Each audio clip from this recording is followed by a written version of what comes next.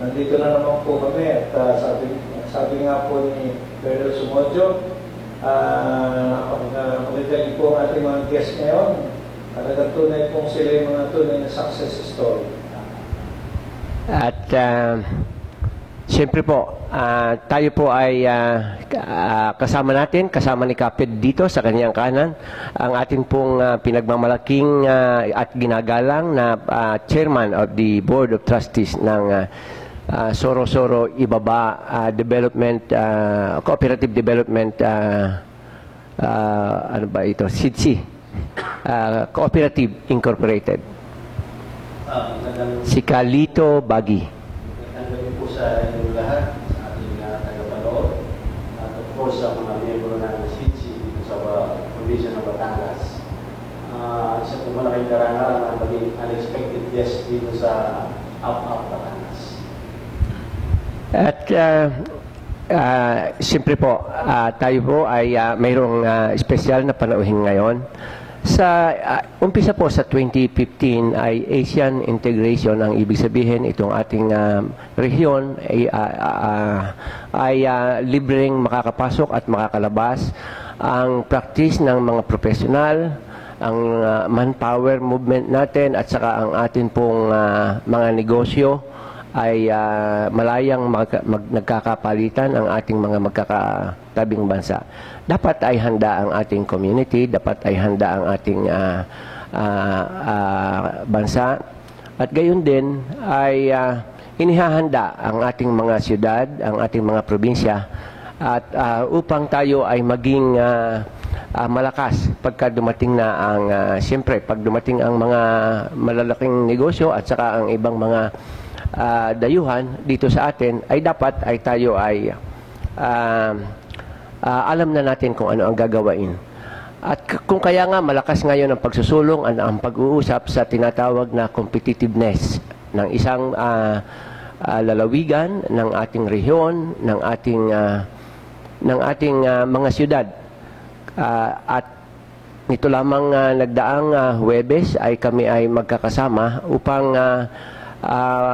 ipagpatuloy ang usapan tungkol dito sa national competitiveness doon sa National Summit ng Regional Competitiveness Councils. Kasama po natin diyan ang representative ng ating pinakamalaking universidad dito sa Batangas, ang Batangas State University po.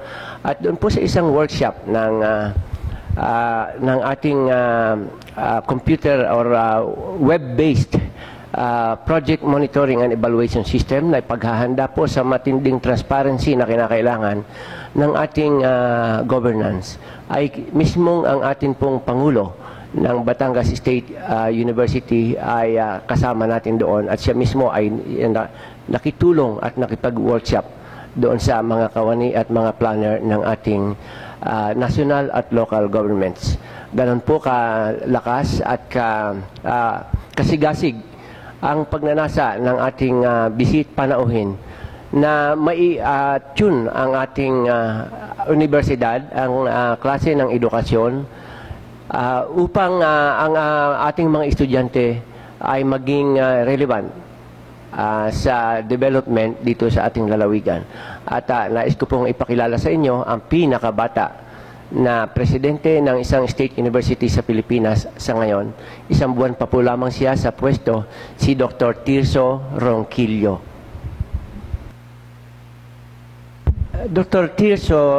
Ronquillo, pwede bang ano nga po ba ang tunay na mandato o misyon ng ating Batangas State University, at paanong ito ay nagiging kaakibat ng ating pamahalaan sa pag-develop sa development ng ating lalawigan? Batangas State University, first is to provide significant support to the government in alleviating poverty and achieving economic sustainability. Kilauea is to become an instrument for sustainable development that is driven by technology and innovation for global competitiveness. Yun po ang general goals ng isang university, katulad ng Batangas State University. And as mandated ng Commission on Higher Education, there are three major functions ng isang university. ang instruction, ibig sabihin po ang humugot sa ating mga kabataan sa iba-ibang larangan sa pamagitan ng pagtuturo. Ang ikalawa naman po ay ang pagsasaliksik o ang research na magsaliksik ng mga bagong kaalaman upang ipahatid sa ating mga mag-aaral, mga guro, mga bagong kaalaman na bagong tuklas na hindi pa nagagamit o hindi pa napapalaganap sa kasalukuyang panahon. Ang ikatlo naman po ay ang extension services or ang community engagement. Isa pong universidad ay inaasahan na maging katulong ng community or ng LGU or ng government upang mapalaganap or upang mapaunlad ang development sa Mount Design.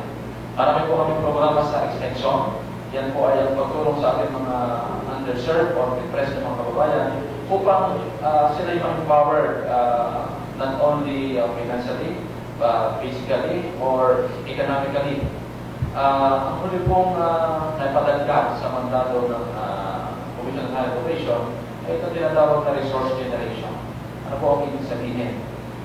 Isa pong university ay kumukuha ng, sabihin na natin, sustento mula sa gobyerno. Pero limitado po ang sustento o ang tulong na nagagaling sa gobyerno. Yung tinatawag po natin GAA or General Appropriation. Dahil po iyan, bilang isang universidad, inasahan din po tayo na mag-engage sa mga income-generating programs upang maipalaganap ang programa ng university. Ito, yan po ay huling mandato. Ang prime po doon, yung naunang tatlo, instruction, research, and extension. Yun po. Doktor, ilan kaninyo ang ilan kaninyo ang ating ilang kaninyo ating mga estudyante? Sa naluluban po ng probinsya ng Batangas, ang Batangas State University po sa kasalukuyan ay may 10 campuses. Dalawang main campuses, isa po nasa downtown Batangas, isa naman po ay nasa Alangilan, Batangas City, ang tinatawag namin Science and Technology Campus, including Computing Sciences. We also have campuses in Lemery, Balayan, Nasuko. We also have campus in Lipa.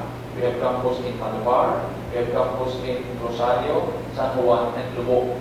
Sa 10 campuses po na yun, ang Batangas State University sa kasalukuyan ay may 40,000 more than 200 students. So yun po ang populasyon ng Batangas State University sa kasalukuyan.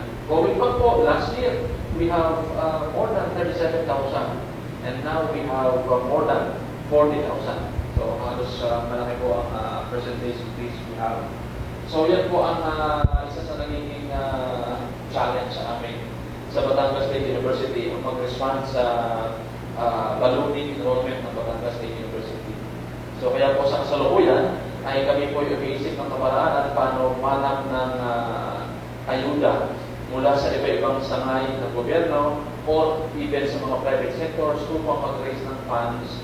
At the same time ay kami ay makapagpalago ng aming kakayahan at makapagtayo ng mga gusali. Pero sa ngayon po, wala kaming kakulangan sa gusali. Ang ginagawa po namin dyan ay nag-program kami ng mga evening classes. Pero sa ngayon po, ilan pala yung aming evening classes. We have morning, we have afternoon, we have evening classes. So sapat po kami ngayon sa bilang ng mga sinikal. Ano po ba ang mga areas ng expertise na nade-develop sa ating mga campuses? Ano pong mga kurso? At ano po ang rangko natin in relation to all other universities dito sa Pilipinas in terms of the quality of our students? In terms po ng quality of education, we are always regarded as top-performing university in terms of engineering. Ang ating pong College of Engineering ay naroon sa Alangilan Campus. That is few kilometers from the main campus 1 in downtown Batangas. Doon po sa College of Engineering ay marami tayong kurso. Meron tayong mechanical engineering, electrical engineering, computer engineering, environment and sanitary, electronics engineering, food engineering, chemical engineering, industrial engineering, and many other courses of engineering. We have also, yung bago namin kurso ng engineering, we have mechatronics engineering that focus more on robotics technology. We also have instrumentation control engineering. In that campus, we also have informatics and computing sciences na kung kurso patungkol sa computer. And we also have architecture, architecture and fine arts. Masasabi ko po na siguro dito sa region ay ang Batangas University pa lamang ang may kurso ng architecture and fine arts. Meron din po kaming College of Industrial Technology sa campus na yun. College of Industrial Technology catered to 3-year courses. Meron po kami mga ladderized courses. Ibig sabihin ng ladderized, yung bata ay may option na gumraduate na ng first year. We see to it that they are ready to land a job sa first year level. And sa second year level, another competency level. Ibig sabihin po, sa bawat year level, iba-iba ng degree ng competency o iba-ibang level ng competency. That's our ladderized course po sa College of Industrial Technology. Sa iba po namin campuses, doon po sa main campus ba, sa pinakamalaki namin campus, we have courses in criminology, isa rin po sa regarded na top-performing university at Batangas State when it comes to criminology. At the same time, in accountancy, we also perform well in accountancy. We also have courses sa main, we also have College of Teacher Education, we also have nursing, and many other courses po in College of Arts and Sciences. We have BS Biology, BS Mathematics, and many other courses in Arts and Sciences. Meron po kami mga courses in different campus. Let's say in Lubo, we have College of Agriculture and Forestry. That is our agricultural campus.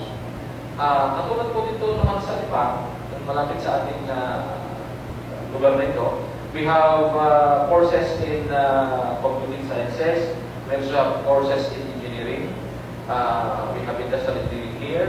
And kung mapapansin po ninyo, ang aming engineering ay nakalaganan sa ibang campuses.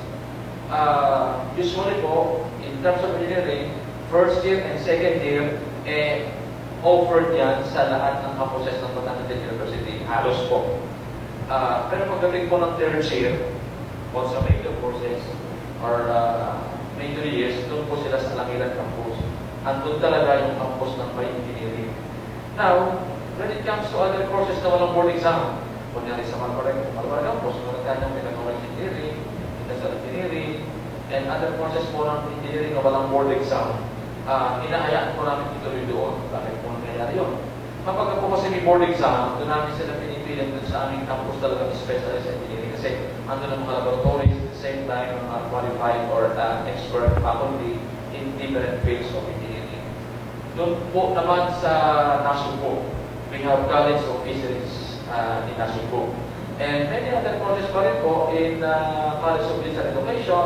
We also have courses in computing sciences, in we also have business and tourism. Kasi po, ang Nasugbo, alam naman natin, malapit sa mga magagandang tourist spots doon sa Nasugbo. Kaya po, dinidevelop namin ang aming Nasugbo campus as a tourism campus. Meron tayo dyan Punta Prego, Picodoloro, and many other scenic spots in that area. Kaya po, pinapalakas namin doon ang aming tourism na programa. But available din po doon yung aming mga kurso ng computer, yung aming mga kurso ng teacher education, mga kurso ng accountancy, we also have nursing there in Nasugbo. Now, in some other courses, let's say in Rosario, we have course in ecology. We also have course in education as well in other campus, let's say in Lemery, Calayan. We have also courses in technology and in education. Kasi po, yun ang mga kurso na nasa mandato talaga ng Batangas State University. Now, gusto lang po namin na mapalaganap. We want to have enhanced access of our citizens or our kababayan sa quality higher education. Kaya po, ang lahat ng ating mga campuses, kung napapansin natin, ay may mga iba-ibang courses na minsan available din doon sa isang campus kasi po, kumbaga, yun po yung mga top crosser ng mga kurso. Marami nagdidemand, kaya minsan pinipili natin. Pero yun usually yung mga walang mga requirements ng equipment. Pag po kasi yung mga requirements sa equipment o laboratory, ng mga high-end laboratory, talagang meron kaming campus na doon focus, let's say Alameda Campus, focusing on technology and engineering campus. So yan po yung aming programa sa iba-iba nating campuses sa Alameda State University. Meron po ba kayong programa na maaring ang negosyo na maaring darating kamukha po nito dito sa atin sa Malbar, Tanawan, maraming dumadating na mga negosyo at mayroong napakalaking industrial site development dito sa Malbar sa ngayon. Pwede po ba ang BSU na magkaroon ng investment dito para makausap yung mga negosyong dumarating na yung training ng nilang mga taong kakailanganin ay dito nagawain mismo para ang mga taga rito mismo ay siyang maihanda sa trabahong ng mga darating na negosyo. Sa ngayon po, yan university, ang nakapag-update ng curriculum in such a way that the subjects or programs that we're offering are attuned to the needs of the industry. Meron po kami mga pinong-form tinatawag naming Industry Advisory Council. Yun po ay binubuo ng 5-month advisory council sa bawat kurso, sa bawat programa. Ang membro po noon yung mga alumni natin nasa industry o yung ating mga industry practitioners o yung mga professional organization. So wala pong ginagawa yung committee kundi ituro doon sa departamento kung ano yung mga kina-technology para po yung training na ibibigay namin sa ating mga estudyante ay angkop. Lalo pa ngayon sa challenge ng ASEAN 2015, nabanggit po ni kasamang din kanina ang patungkol sa ASEAN 2015. Isa po sa programa natin ngayon bilang bagong pangulo ng curriculum, ang i-revise ang ating curriculum at i-review yung ating policy para magkaroon tayo ng readiness sa pagdating ng mga iba-ibang estudyante o even mga alakal mula sa iba-ibang member states ng ASEAN 2015. Ang ASEAN 2015 po ay nag-aalaw ng free flow of trades and services. Na magtanong, yung bang ating graduate ay handa na magpunta sa isang industry sa Malaysia or sa Singapore o yung bang ating curriculum ay handa na tumanggap ng estudyante mula sa Malaysia. Kaya po minsan ay, or kaya po kami ay mula ngayon ay naghahanda dyan. Kumbaga, ini-insig na po or isinisynchronize even yung simula ng semester. Katulad po yung ibang malalaking universidad sa Maynila, ang simula na ng kanilang semester ay August na, imbis na Hunyo. Para kasi yung darating na natin mga estudyante mula sa ibang member states ng ASEAN 2015 ay makapasok in senior semester nila doon ay ang pupunta sa semester natin dito sa ang commencement na semester dito sa ating sa Pilipinas. At yan po ang ating gagawin sa Batangas State University. Nais ko lamang balikan si Dr. Tirso Ronquillo. Kasi po, marami kayong nabanggit tungkol dito sa mga pangangailangan dito sa atin at maraming mga kursong offered. Pero dito po sa atin ay sinasabing yung ating karagatan ay malawak at malaki ang biodiversity at tayo malaki rin ang malakas ngayon ang mga usap-usapan tungkol sa environment. Ang BSU po ba ay hindi pinaghahandaan ang ganito at ang pag-aaral, ang research tungkol dito sa ating environment and particularly dito sa ating mga marine life, marine culture? Sa ngayon po kami po ay may mga ginagawang programa tungkol diyan sa marine biodiversity. May mga funded research po kami ng USA or United States of American Aid for International Development, Conservation International. We have a number of researches conducted for marine biodiversity na funded po ng USA. At alam po natin na sinasabi nga natin na 2/3 ng Earth ay composed of the bodies of water. So, napakayaman po talaga ng karagatan. Sinasabi din po na ang Verde Island Passage natin ay tinuturing na center of biodiversity of the planet. Kumbaga, narito po sa tayo po actually pinuntahan, pero kung tinatawag na expedition na ginawa ang United States of America sa pakikipag-ugnayan po sa pamahalaan ng Pilipinas upang tignan ang mga bagong species na meron dyan sa karagatan natin. Meron tayong mga expedition ginawa yan sa Mabini, sa Calatagan, at dito po sa Verde Island Passage. At marami pong mga bagong expedition na nakita. Now, in that expedition po, meron po tayong researcher na sinama from Batangas State University. May mga tinarin po tayong divers para talagang galugarin at tignan kung anong merong bagong species. Kasi kung mayaman talaga ang karagatan, yung mga bagong species ay hindi lamang tutugon sa kukulangan sa pagkain, kundi may mga pag-aaral kong ginagawa na may mga bagong species na makakagamot pala ng cancer. Yung mga species dito ay pwede, kung wala pa tayong mga bagong kamitan, ay dinadala sa ibang bansa upang tingnan kung ano magiging curative value ng ibang mga species natin. So, ang Batangas State University po ay nagpapalawak pa ng pagsasaliksik, and we are training or building the capability of our faculty for them to be ready and competitive in doing researches in marine biodiversity. Siguro po ipagbibigay ko naman ang pagkakataon kay Chairman PED. Maraming katanungan yan at nasa negosyo yan at nasa farming pa. Medyo sasamahan ko na lamang yung mga sinabi ni Dr. dahil sa dahilan na puno na pasama dito sa bed. At isa sa mga naging tinalakay dyan ay kung paano natin paano makikipag-ugnayan ang mga akademiko ng universidad para sa magbigyan ng tinatawag na job matching ang mga malalaking negosyo dito sa Batangas. At isa sa mga napag-usapan doon ay ang paglalagay ng mga kurso na siya tatama sa pangangailangan ng mga hanap buhay at dito sa atin.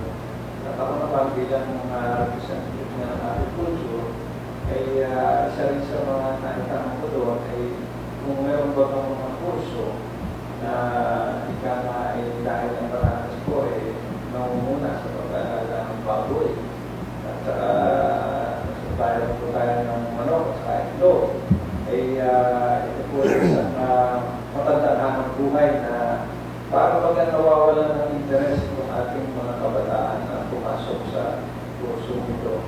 Na sa katunayan ay kung tama ang pag-alaga at tamang teknolohiya, ay isang magandang hanap buhay na hindi lamang tayo aasa na mag-playo, pero pwede tayo maghanap buhay at maging teknolog. Isa sa magandang hanap buhay ito, tuturusin. Yan po, isa po yung sa